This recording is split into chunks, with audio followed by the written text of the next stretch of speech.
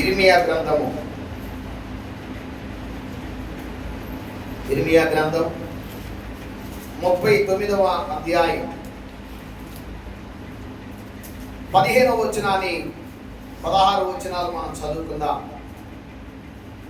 ఇర్మియా బందీ గృహశాలలో ఉండగా యెహోవా మాట అతనికి ప్రత్యక్షమై ఇలాగు సెలవిచ్చెను, నీవు వెళ్ళి కూషీయుడగు ఎబెద్మెలెకుతో ఇట్లనము, ఇశ్రాయేలు దేవుడును సైన్యములకు అధిపతియగు యెహోవా ఇలాగు సెలవిచ్చుచున్నాడు, మేలు చేయుటకై కాక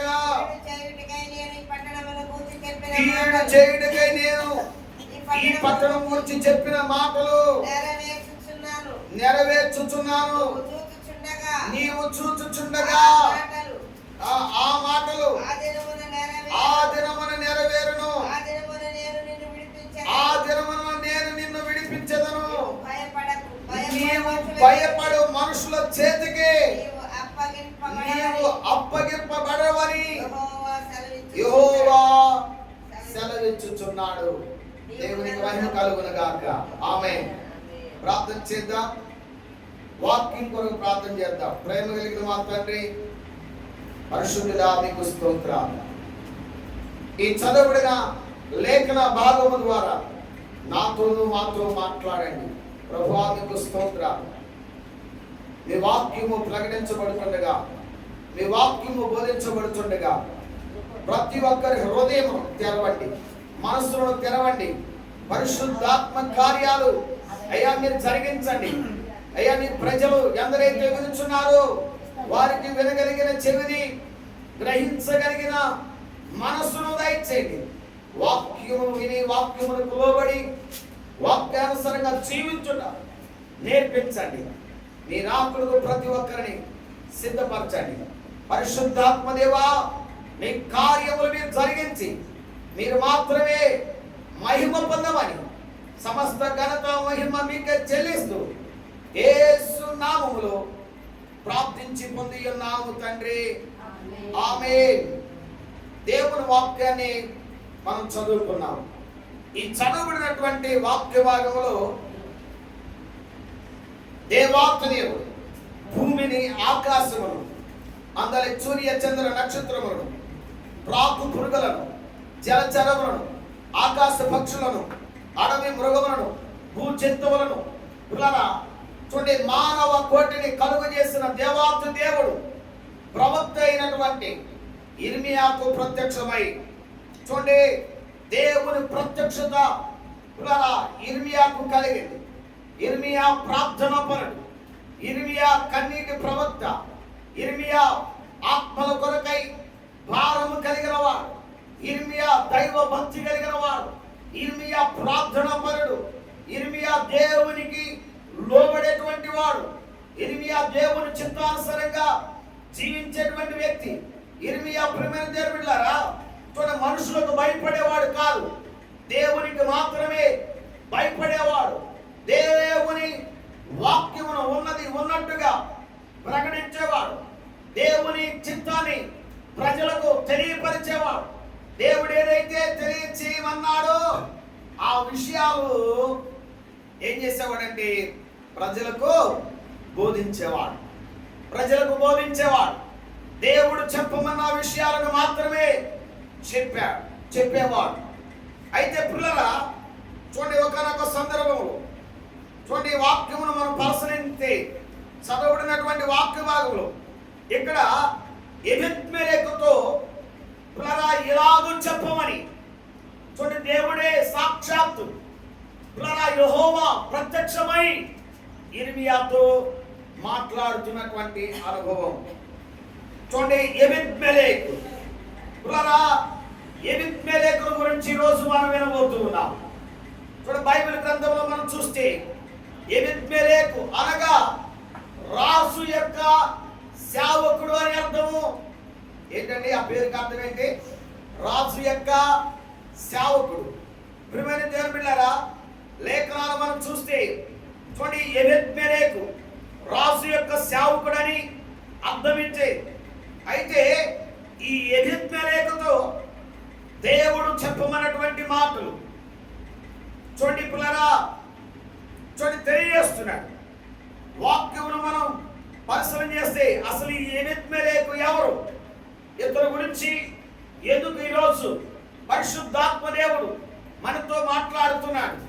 ఎబెద్మెలెకులో ఉన్నటువంటి సుగుణాలు ఏంటి? ఎబెద్మెలెకును గురించి మనం ఏమి నేర్చుకోవాలి?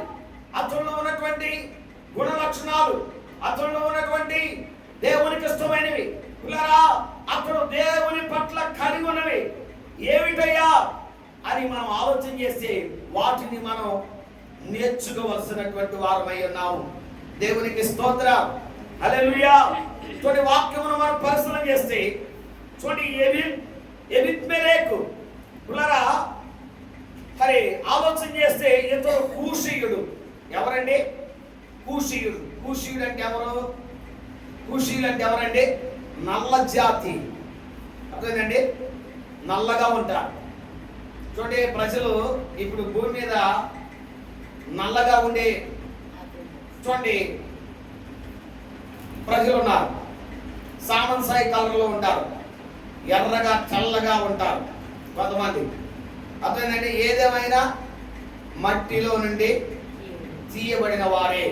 ఆమె మట్టే, ఎర్రమట్టి, నల్లమట్టి, లేదంటే మిలితమైన మట్టి. చూడండి ఆలోచన చేస్తే ఈ ఎబెద్మెలెకు బిడ్డారా, ఇతడు కూషీయుడు అంటే నల్ల జాతి వాడు. ఇంకో మాట మనం చూస్తే ఇతని గురించి షండు అని రాయబడింది. షండులు అంటే ఎవరు? షండులు అంటే ఎవరండి? ఇజ్రాయెల్. అదేనండి. చూడండి ప్రియమైన బిడ్డలారా, బైబిల్ గ్రంథంలో వీరి గురించి ప్రత్యేకించి రాయబడినటువంటి మాట ఉంది. చూడండి మనుషుల ద్వారా పిల్లరా చేయబడిన నపుంసకులు ఉన్నారు, నపుంసకులుగా పుట్టిన మనుషులు ఉన్నారు. అయితే దేవుని చేత ఏర్పాటు చేయబడిన, దేవుని రాజ్యము కొరకై ఏర్పాటు చేయబడిన నపుంసకులు కూడా ఉన్నారు. అయితే దేవుని వాక్యము చూస్తే ఈ షండు ప్రియమైన బిడ్డలారా, ఈ నల్ల జాతీయుడు చూడండి దేవుని వాక్యాన్ని మనం పరిశీలన చేస్తే ఆ దినాల్లో రాజైన సిద్కియా చూడండి పరిపాలన చేస్తున్నటువంటి దినాలు, రాజు పరిపాలన చేస్తున్నటువంటి సందర్భాలు. చూడండి ఆస్థానంలో జీవించేటువంటి వ్యక్తి ఒక సేవకుడిగా లేక ఒక అధికారిగా ఉన్నాడు ఈ వ్యక్తి. ప్రియమైన బిడ్డలారా, చూడండి ఇంకోటి ఇథియోపియన్ అంటారు. ఆలోచన చేస్తే ఇతడు కూషీయుడని, పిల్లరా షండుడని. కానీ ఇతనికి గొప్ప భాగ్యం ఏంటంటే చూడండి ఆ దినాల్లో రాజుల కాలంలో షండులు ఎక్కడుండేవారు అంటే రాజుల దగ్గర ఉండేవారు. ఏంటి వారి పని చెప్పండి? ఏంటండి వాళ్ళ పని? అమ్మా ఏం చేస్తూ ఉండేవాళ్ళు? రాజుకి ఉపచారం చేసేవాళ్ళు. ఇంకా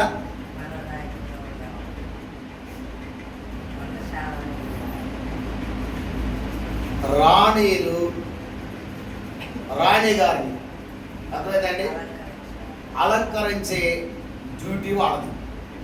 మేము చెప్పాలండి ఎస్తేరు దినాల్లో అర్థమైందండి హేగే వశంలో ఉన్నప్పుడు అతను కూడా షండుడే. చూడండి ఇప్పుడు ఏం చేయబిడ్డారా, అలంకరించేవాడు అందంగా, సౌందర్యంగా, రూపవతిగా. అర్థమైందండి. చూడండి ఎవరంట? చూడండి ఇక్కడ దేవుని వాక్యం మనం చూస్తే పరిశీలన చేస్తే ప్రియమైన దేవుని పిల్లలారా, చూడండి ఈ ఇర్మియా ప్రవక్త ఆయనకు ప్రత్యక్షమైన వాక్కు ఎబెద్మెలెకుతో మాట్లాడమంటున్నాడు.